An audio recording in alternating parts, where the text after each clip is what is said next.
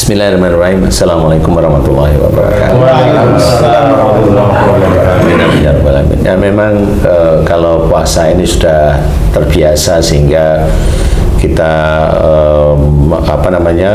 memahami bahwa puasa ini sebelum kita sudah disuruhkan, diperintahkan oleh Allah Ta'ala untuk orang-orang sebelum kita agar kita itu bertakwa. Jadi inti berpuasa itu bertakwa. Kemudian juga berpuasa ini tidak hanya cuma menahan makan dan minum, tidak hanya cuma itu, termasuk menahan syahwat ya, berhubungan suami istri. Walaupun istri atau suaminya itu halal, tetapi pada saat puasa itu dilarang. Pada saat puasa itu dilarang ya. Kalau setelah berbuka silahkan. Nah, sebenarnya esensi puasa itu adalah menahan hawa nafsu. Jadi hawa nafsu itu semuanya memang diceritakan ada kelihatan hanya beberapa, yaitu makan minum, hawa nafsu untuk perut, dan kemudian syahwat. Hawa nafsu untuk syahwat itu kelihatan dilarang ya.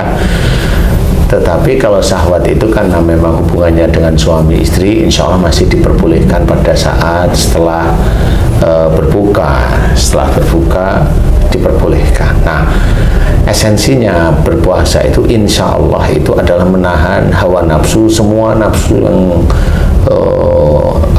yang buruk, yang buruk sebenarnya ya. Umpamanya kalau makan kelebihan itu juga buruk istilahnya. Bicara, umpamanya bicara diperbolehkan, tapi bicara yang berlebihan itu juga buruk. Bicara berlebihan itu nanti akan menggeser esensi bicara yang manfaat menjadi tidak manfaat. Kemudian yang jelas buruk, suudzon, itu jelas buruk, dilarang oleh Allah Ta'ala.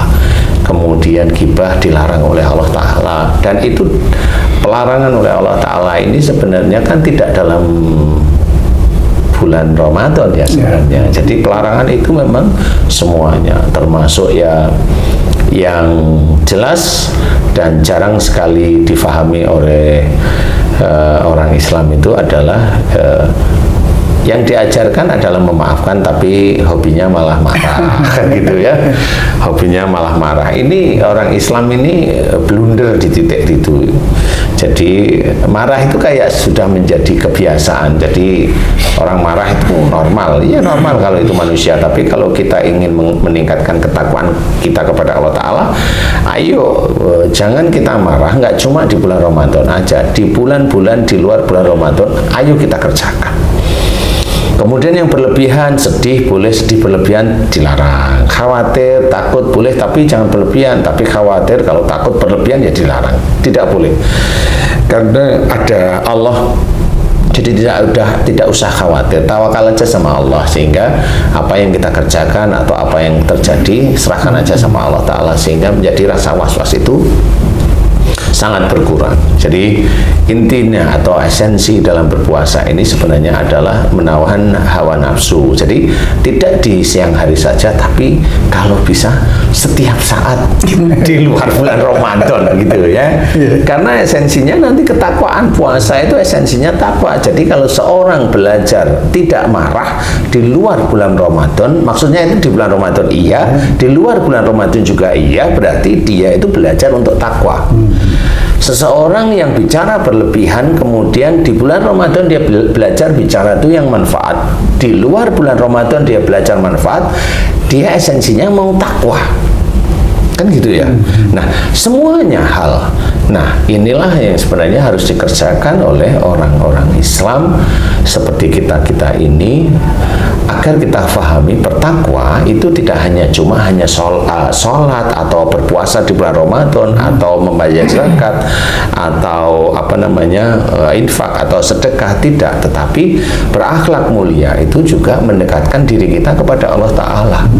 Ya, kalau banyak saudara-saudara kita mengajarkan bagaimana sholat khusyuk, bagaimana sholat yang sunnah, yang mengikuti Rasul, umpamanya, silahkan, tidak ada masalah, umpamanya. Itu juga kita pelajari, sehingga mana yang kurang di akhlak. Karena kalau sholat udah kita sendiri atau berjamaah ya begitu-gitu. kan begitu. Jadi kalau akhlak itu setiap saat kita itu diasah oleh Allah Ta'ala. Kalau akhlak itu ketemu dengan istri, ya nanti ada persoalan, bisa cekcok. Ketemu dengan anak yang ngeyel, ya bisa ngawur. Kan gitu ya. Yang susah sekali itu ketemu sama mantan pacar. Malah gak cekcok kalau itu, malah rukun ya. Jadi intinya esensinya insya Allah seperti itu, Ji. Jadi esensi puasa itu adalah menahan hawa nafsu. Kalau kita kerjakan di luar bulan Ramadan, selain bulan Ramadan ya, di luar bulan Ramadan kita kerjakan, wah insya Allah kita belajar takwa beneran setiap saat. Setiap saat itu mengendalikan nafsu, dan itu termasuk nanti seseorang yang setiap harinya berusaha menahan hawa nafsunya, itu malah melebihi. Salah satu riwayatnya perang Badar. Perang Badar itu diceritakan kalau perang itu banyak saudara-saudara kita yang Islam itu banyak meninggal. Pak Rasulullah sangat berat perang Badar ini. Dijawab oleh Rasulullah, perang yang sangat berat bukan di perang Badar, tapi memerangi hawa nafsu. Kalau umpamanya pada saat perang Badar itu meninggalnya itu syahid, ya pada saat orang itu berperang melawan hawa nafsunya setiap saatnya dia tidak mengumbar, insya Allah bisa aja dikatakan di hadapan Allah Ta'ala syahid. Karena Rasulullah hadisnya sudah sangat jelas bahwa perang terhadap hawa nafsu itu lebih berat daripada perang seperti itu. Ya, Ustaz, tadi ada hal yang menarik nih. Di puasa ini yang halal pun tidak dibolehkan atau diharamkan ya. Ini apakah ini salah satu keindahan ajaran Islam ataukah ini hanya sebagai ujian bagi kita-kita yang sedang berpuasa, Ustaz? Sebenarnya itu tetap ujian. Semua yang diberikan oleh Allah Ta'ala kepada kita disuruh sholat pun ujian dari Allah Ta'ala. Apakah kita itu istiqomah, apakah kita menggerutu. Loh kok menggerutu sholat? Begini, kan kalau saya menghadapi orang itu sholat tertib, tahajud tertib, baca Quran tertib, puasa sunnah tertib nih. Suatu ketika dia menggerutu di tahajudnya, di puasanya. Kenapa menggerutu? Nah ini ada kasus nih, nggak taunya dia itu berpuasa, dia sholat, dia macam-macam itu dia lakukan yang baik-baik itu, dia hanya agar keluarganya baik atau agar suaminya tidak melakukan hal yang tidak dia inginkan. Nah, suatu ketika suaminya selingkuh. Di titik itulah akhirnya pada saat dia itu doa kepada Allah Ta'ala, pada saat dia selesai sholat sunnah tahajud, sholat qiyamul lail itu, dia doanya bukan doa memohon ampunan dirinya, bukan dimohonkan ampunan suaminya, malah doanya protes. Protesnya gimana? Ya Allah, aku sudah tahajud, aku sudah baca Quran, aku sudah puasa, sunnah aku sudah ini, tapi kenapa suamiku masih seperti ini? Nah, di titik inilah muncul suatu ketika pada saat dia itu, ini kan protes nih berkali-kali nih, karena persoalan dengan suaminya belum selesai. Nah, protesnya ini dijawab oleh Allah Ta'ala langsung, tetapi melalui penyakit namanya skizofrenia, atau yang sering kita dengarkan adalah halusinasi. Itu munculnya kenapa? Pada saat dia tahajud, yang ngomong di sini menghujat Allah. Pada saat dia tahajud, yang ngomong di sini menghujat Allah. Pada saat dia baca Quran, pada saat itu menghujat. Pada saat dia niat puasa sunnah, menghujat Allah lagi. Bingung dia akhirnya. Nah, di sini saya cerita, itu ujian. Nah, setelah saya tangani, alhamdulillah dari situ Allah memberikan kesembuhan. Itu ujian, makanya sholat pun ujian. Intinya adalah pada saat kita sholat, jadikan itu memang ketakwaan kita kepada Allah Ta'ala. Jangan minta dunia. Nah, ini saya cerita satu dari sekian banyak orang yang saya tangani itu. Jangan sampai ibadah kita yang sebenarnya tujuannya itu adalah akhirat dipergunakan untuk dunia. Nah, kalau sudah seperti itu, selesai nanti. Kalau sudah ada skizo, ada halusinasi, banyak kasus yang seperti itu. Untuk menghujat Allah itu sangat banyak. Makanya itu tetap ujian apa? Lah kan tetap masih boleh berhubungan suami istri, tapi di malam hari. Insya Allah jalani aja, unsur ketakwaan itu benar-benar ikhlas karena Allah Ta'ala, sehingga itu menguji. Kalau biasanya itu mamanya maaf nih Ji, banyak juga cerita kalau lagi rumahnya kosong, ya walaupun halal, siang-siang dia hubungan suami istri nih mamanya nih, tetapi ini kan nggak bisa. Jadi ya ditahan aja, itu juga ujian kan gitu ya. Pengantin baru. Pengantin baru ya. Insya Allah kurang lebihnya seperti itu sih. Ya Ustaz, bulan puasa ini kan dalam setahun cuma satu kali nih, satu bulan.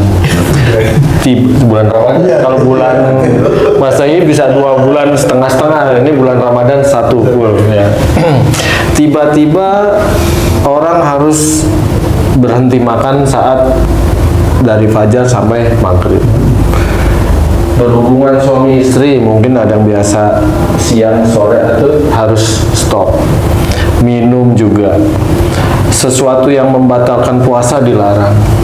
Nah Ustaz, dalam menghadapi itu yang tiba-tiba Ustaz, banyak juga saudara-saudara kita yang keganggu nih mahnya atau penyakit-penyakit lain yang sehingga dia nggak kuat nih puasa.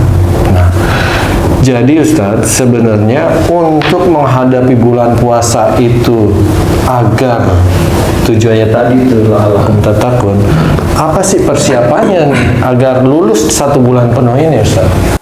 Iya, sebenarnya kalau memang kayak mahnya kumat dan sebagainya itu kan diawali dari perilaku sehari-hari yang sering dikerjakan ya. Jadi yang kalau saya itu sering ngamati orang yang bertemu dengan saya itu itu selalu bilang GERD, asam lambung, mah, akut dan sebagainya. Itu menurut saya itu perut itu sudah disetting sama Allah Ta'ala itu bagus sebenarnya, tapi kenapa ada ini? Nggak tahunya yang saya amati dari orang yang kena GERD atau asam lambung atau yang mah akut itu adalah orang-orang yang emosional. Emosional di situ. Emosional dengan siapa? Bisa emosional dengan orang tua. Ini yang GERD anak-anak muda nih di bawah 40 nih, 40 tahun. Yang GERD anak muda ini biasanya itu sering jengkel sama orang tuanya. Dan terus itu dilatih jengkel itu dilatih sehingga kalau dia itu puasa nggak akan kuat. Nah, maksudnya jengkel dilatih kenapa tuh? Dia itu seneng jengkel maksudnya gitu, jadi dilatih jengkelnya dilatih sehingga ya jengkel dipelihara seperti itu. Hari-harinya jengkel maksudnya. Nah itu dia akan kena GERD, dia naik dan sebagainya sampai gini, sampai pusing, sampai lemes dan sebagainya. Kalau menurut saya itu enggak. Kenapa itu asam lambung naik? Kenapa asam lambung itu naik? Asam lambung naik itu ada yang mendorong asamnya? Enggak kan gitu kalau saya. Saya orangnya rasional lah. Nah, rasional lah. Masa ada sesuatu yang dorong asam lambung itu naik ke tenggorokan? Enggak mungkin karena enggak ada benda di situ. Kalau penuh enggak ada merasa penuh. Wong kita makan penuh aja enggak pernah naik. Harus berpikir logik istilahnya. Jadi sebenarnya itu bukan asam lambung, tetapi makhluk yang naik sampai ke arah tenggorokan. Nah, makhluk yang naik sampai ke arah tenggorokan ini biasanya orang yang sakit itu biasanya emosinya tinggi, maunya marah. Jadi dari sini lambung itu naik. Kalau berhubungan dengan lambung, insya Allah itu berhubungan dengan kalau umpamanya yang sakit asam lambung HJJ nih, GERD HJJ. HJJ itu kalau diberi masukan langsung nyamber aja maunya. Nyamber nolak lah. Nah, orang yang GERD atau asam lambung, insya Allah masalahnya cuma itu. Insya Allah. Karena sebagian besar yang saya amati ya begitu, setelah dia itu mau belajar untuk tidak emosi lagi dengan ayahnya, ibunya, atau kalau memang yang GERD itu udah sepuh tua, mamanya ada umur tua, ya dengan pasangannya jangan hilang kok penyakit, hilang aja selamanya. Insya Allah kalau dia bisa jaga perilakunya selamanya. Harusnya kan ini Ustaz ya, apa ya? Ini kan puasa kan harus menahan emosi, marah dan sebagainya. Artinya sama kayak iblis yang dibelenggu nih. Artinya harusnya justru ini alam meredam beberapa penyakit ini karena dilarang marah. Iya, iya, bener. Tapi kan ada hal-hal tertentu kalau memang pada saat puasa nggak kuat. Ini sudah bukan hanya cuma di tubuhnya, nggak cuma jin, nggak cuma ifrit, nggak cuma dajjal. Insya Allah ada setan itu pasti. Setan yang memang bergelayut terus menerus. Nah, memang kayak umpamanya Haji Hasan tadi cerita, kalau mau dipuasa ini kan setan dan iblis ini kan dibelenggu nih. Dibelenggu itu kan sebenarnya adalah kalau memang orang-orang Islam itu berpuasa semua dan niatnya lillahi ta'ala, iblis dan setan itu sulit untuk mengganggu sebenarnya. Jadi dibelenggu itu maksudnya insya Allah seperti itu, akan agak sulit mengganggu. Bisa sih, makanya masih ada pencuri, masih ada ini, masih ada yang di hotel kan gitu, ada sih, tapi ya tapi hanya beberapa orang yang biasanya dulu jadi takut kan gitu ya. Nah, iblis dan setan dibelenggu itu maksudnya sulit untuk mengganggu. Jadi kalau istilahnya pintu surga itu dibuka, itu sebenarnya adalah rahmat-rahmat Allah itu nanti akan banyak diberikan. Nah, cuma kalau saya mengajak nih, kalau bisa yuk jangan di bulan Ramadan, kan gitu ya. Semua nafsu-nafsu itu diarahkan ke hal-hal yang baik.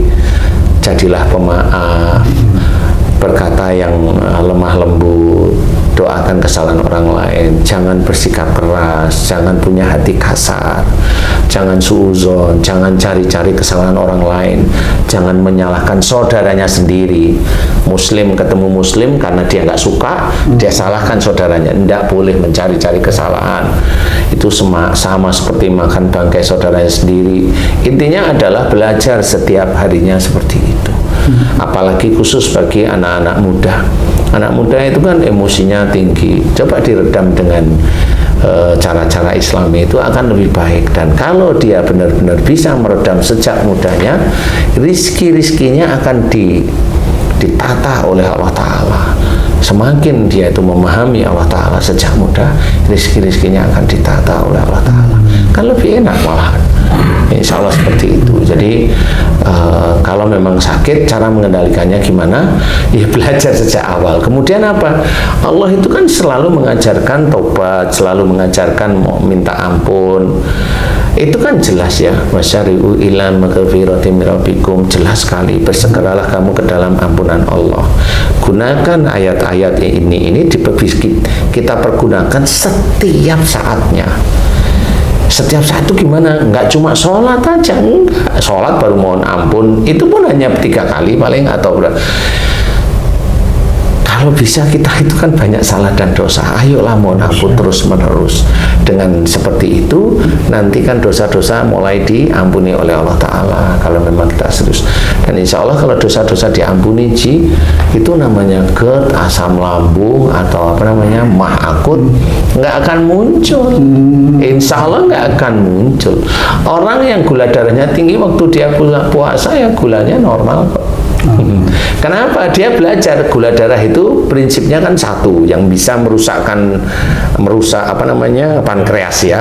Prinsipnya satu, kalau dia nyuruh itu harus dikerjain. Kalau nggak dikerjain marah dia, jengkel, diem, marah.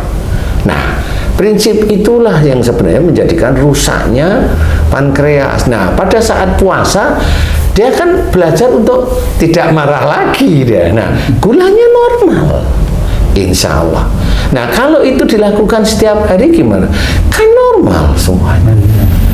Sumu tasihu ya. Berpuasalah kalian, kalian akan sehat itu. Betul. Insya Allah seperti itu. Memang dasar dalilnya seperti itu. Makanya harus kita belajar benar-benar. Nah, puasa ini bukan hanya Ramadan kita berpuasa. Coba kita berpuasa setiap harinya. Entah itu puasa sunnah atau berpuasa kita tidak mengumbar hawa nafsu, sama. Intinya kita berperang melawan hawa nafsu, sama seperti di puasa. Oh, berarti di bulan puasa kalau kita anggap suatu peperangan melawan hawa nafsu, latihannya semenjak awal tahunnya ya. Apa Iya. jauh-jauh ya. Iya, ya. Pasca Ramadan ya. Iya, Pasca- bulan Syawal. Iya, bulan Syawal. Ya, itu udah latihan. Itu udah latihan. Sehingga pada saat bulan puasa ya biasa aja. Nggak bingung pamannya, bingung cari makan, bingung cari buka, bingung ini. Nah, biasa aja seperti itu. Nah, yang bingung inilah karena awalnya nggak terbiasa. Terbiasa Gojek, terbiasa Grab, terbiasa gitu ya. Bingung beli baju baru. Ustaz, di sekarang ini kan zamannya sosmed nih, Ustaz nih. Sosmed ini kan alat bantunya adalah tangan ya, Ustaz nih. Ketik sana, ketik sini, nggak lagi ngomong hanya telepon paling. Lebih banyak di jari. Nah, apakah jari ini kita anggap suatu alat bicara, Ustaz, yang membatalkan puasa? Insya Allah sama. Membatalkan pahala puasa? Iya, mengurangi pahala puasa. Insya Allah sama. Karena itu kan sama seperti mulut ya. Itu kan bunyi, nah dibaca kan bunyi tetepan. Ya kan dibaca bunyi. Ya toh? Ada kata-kata. Ada kata-kata yang itu bunyi sebenarnya. Nah, ya. Apalagi yang share hoax gitu-gitu ya. Gitu ya. Wah, itu udah sangat banyak sekali itu. Jadi belajar untuk tidak harus disaring. Kita belajar agama itu untuk menyaring. Kalau memang ini hoax, ini keluar dari syariat yang nggak usah disebarkan. Seperti itu tuh harus pintar sebenarnya. Harus pintar karena kita share ke orang lain itu bisa aja kita tetap nambahi dosa atau mengurangi pahala-pahala kita. Kan mending kita belajar untuk tidak. Kita ini jawab atau komunikasi yang positif aja, yang baik. Umpamanya Jasan kangen, wah mau main nih, oh ya monggo nanti saya cari hari pas, ya kan gitu. Enak, jadi sesuatu yang nyaman aja. Nanti kalau ketemu baru iya. Ada yang belajar agamanya ada kan gitu ya, ya. Insya Allah seperti itu. Jadi harus belajar, jangan bermain-main ini dengan ini.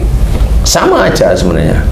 Kecuali sesuatu yang direncanakan apa umpamanya kayaknya nanti kalau buka maamnya apa, kalau memang nggak ada yang masak ya direncanain, oh mau maam ini, oke boleh, boleh. Tapi ini kan dasar untuk buka, bukan dasar untuk seneng-seneng, beda lagi. Jadi kalau hal tersebut boleh, intinya boleh, intinya insya Allah boleh. Wallahu a'lam. Alhamdulillah. Terus ini Ustaz, selain target takwa itu la'alakum tattaqun, juga ada la'alakum tashkurun ya, agar kalian itu bersyukur. Ini apa saja yang harus disyukuri? Kenapa kita harus bersyukur karena di bulan Ramadan atau puasa ini Ustaz?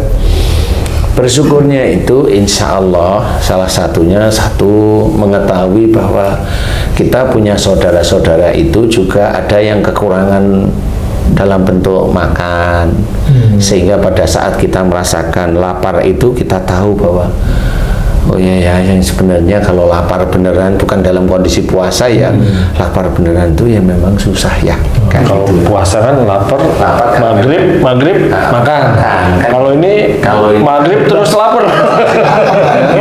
Nggak tahu apa yang mau dimakan gitu. Ya, jadi ada yang tidak punya, sehingga kita bersyukur Allah masih memberi kita itu nikmat bentuk rizki.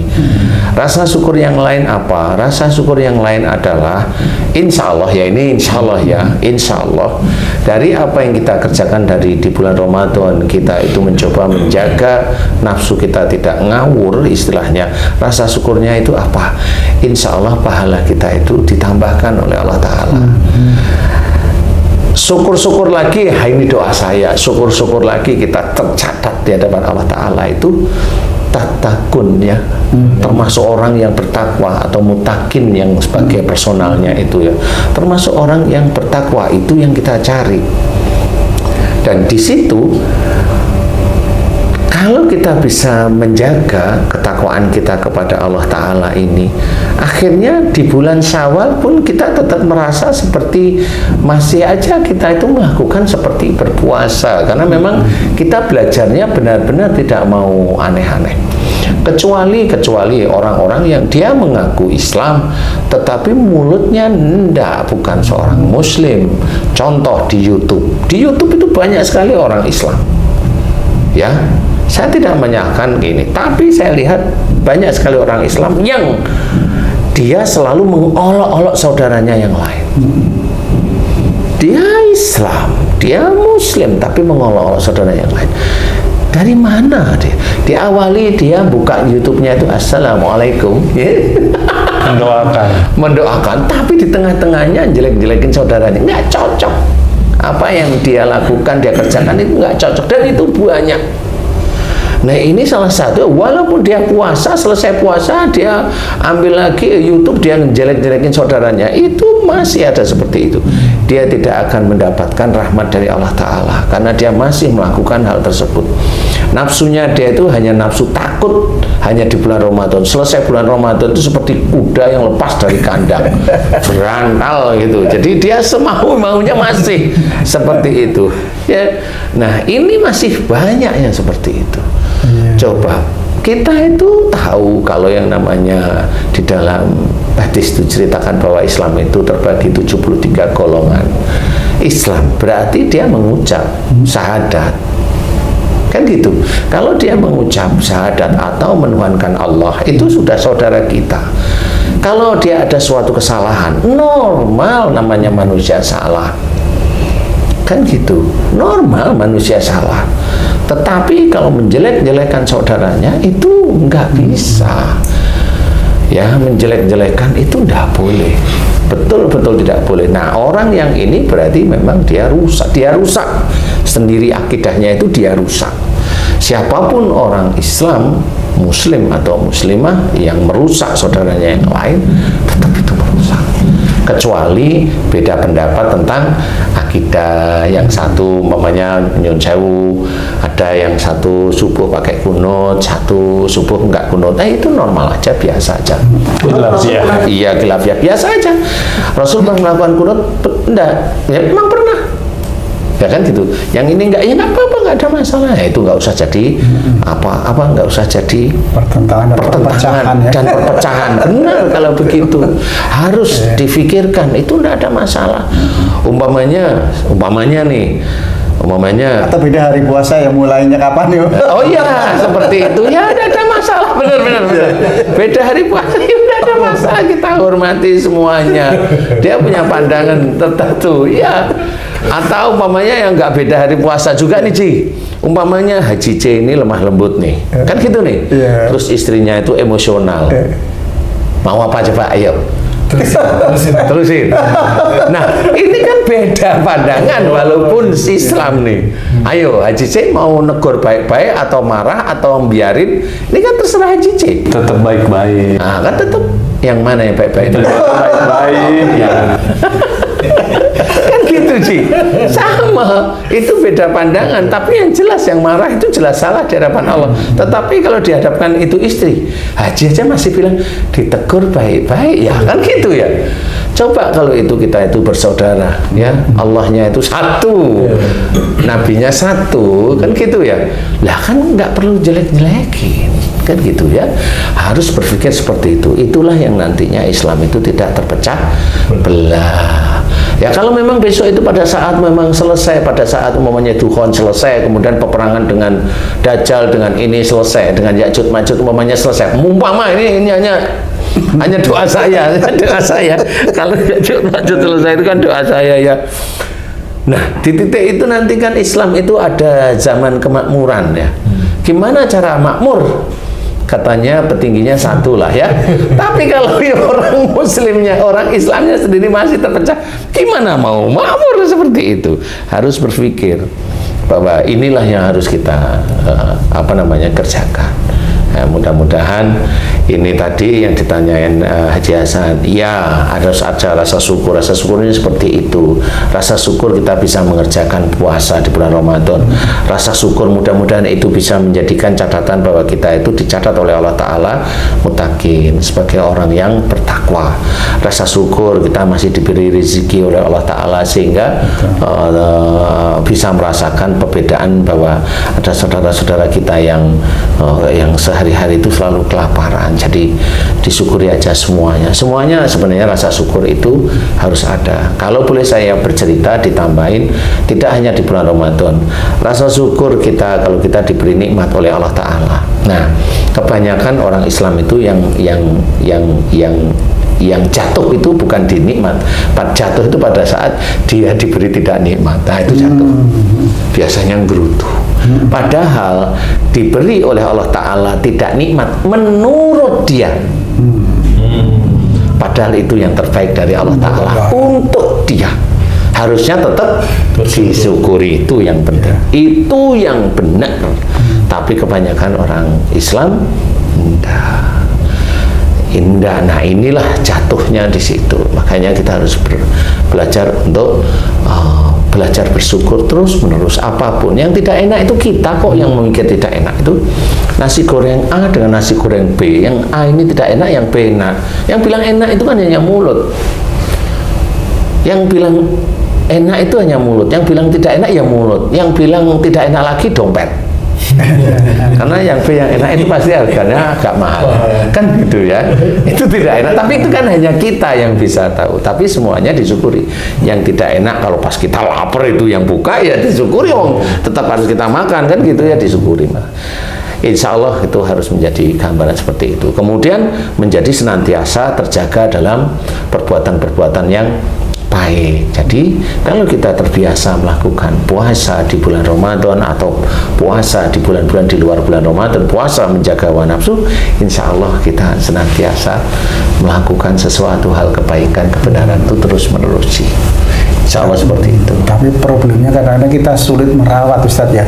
Kita sudah dapatkan tadi katakanlah ketakwaan seberapapun tingginya ketakwaan kita, kesyukuran kita seberapapun besarnya, tapi kadang-kadang kita mau merawat setelah Ramadan itu agak sulit, Ustadz. Misalnya kita beli barang, katakanlah beli mobil, mungkin belinya bisa, tapi merawatnya kadang-kadang sulit nih. Ada problem macam-macam. Nah, ini kiannya bagaimana ini agar kita juga bisa merawat apa-apa yang sudah kita dapatkan di Ramadan ini, Ustaz. Saya balik sekarang beli mobil dulu, ngerawatnya susah. Kalau beli mobil ngerawatnya susah, biasanya uangnya pas-pasan sih. Lo kan gitu ya? Nggak bisa ganti mobil juga nih. Ya kan? Bener nggak? Kan harus dijawab sih, bener nggak? Iya, betul. Kalau Haji Hasan itu uangnya banyak, ngerawatnya gampang atau susah? Iya, gampang. Nah, gampang. Tinggal bawa kemana, selesai. Gitu. Nah, ya. Sama. Pada saat kita itu berpuasa di bulan Ramadan atau di luar bulan Ramadan, saya anggap pada saat berpuasa di bulan Ramadan, insya Allah mampu menurut kita ya, mampu menurut kita. Tapi setelah itu kok susah yang rawatnya, kan gitu ya. Itu sama tadi. Kalau mobil susah ngerawat karena pas-pasan katanya. Uangnya pas-pasan, sama pas-pasan aja, dia berlatih hanya di bulan Ramadan. Tetapi kalau itu dilatih di setiap saat di luar bulan Ramadan, kita tetap mengerjakan yang namanya taat kepada Allah. Yang namanya taat pada perintah Allah, yaitu mengerjakan apa yang ada dalam Quran, taat pada Rasul, yaitu mengerjakan sunnah-sunnahnya, kan berarti kita sama seperti kalau kita itu punya harta yang berlebih. Sehingga pada saat di bulan yang lain, ya biasa. Jadi ada begini ya biasa, ada begini biasa karena sudah terbiasa. Ya betul. Jadi cara merawatnya itu adalah kerjakan mulai saat ini. Jangan menunggu di bulan Ramadan saja. Kerjakan mulai saat ini. Mudah-mudahan di lain kesempatan di fitnah di ini santai. Dulunya belum aja di fitnah udah gerung-gerung. Nah, ini di fitnah udah tenang, santai, seperti itu. Insya Allah. Wallahu a'lam. Oke, udah cukup. Alhamdulillah. Terima kasih banyak Ustaz, guru kita semuanya, Pak Tul, Pak Zize, Cak Sobri. Alhamdulillah, dulur beriman semuanya, kita sudah dapat ilmu banyak. Mudah-mudahan ini bisa menjadi bekal untuk mengokohkan keimanan kita, ketakwaan kita, spirit untuk meyakinkan diri kita bahwa puasa ini meskipun kebiasaan kalau yang hal dibolehkan di puasa ini enggak, ini adalah salah satu dari ujian yang menjadi bagian dari ujian-ujian lainnya. Mudah-mudahan Allah memudahkan melewati ujian-ujian kita agar kita naik kelas itu, Ustaz ya. Insya Allah, amin, amin, amin. Beriman, kemudian juga menjadi orang yang bertambah kesyukurannya, dan insya Allah kelak kita memperoleh bonus husnul khatimah. Amin ya Allah. Demikian, terima kasih Ustaz, terima kasih Cak Sobri, terima kasih Haji Zaid, terima kasih Pak Tun. Akhirul kalam, billahi taufiq wal hidayah. Wassalamualaikum warahmatullahi wabarakatuh. Waalaikumsalam warahmatullahi wabarakatuh.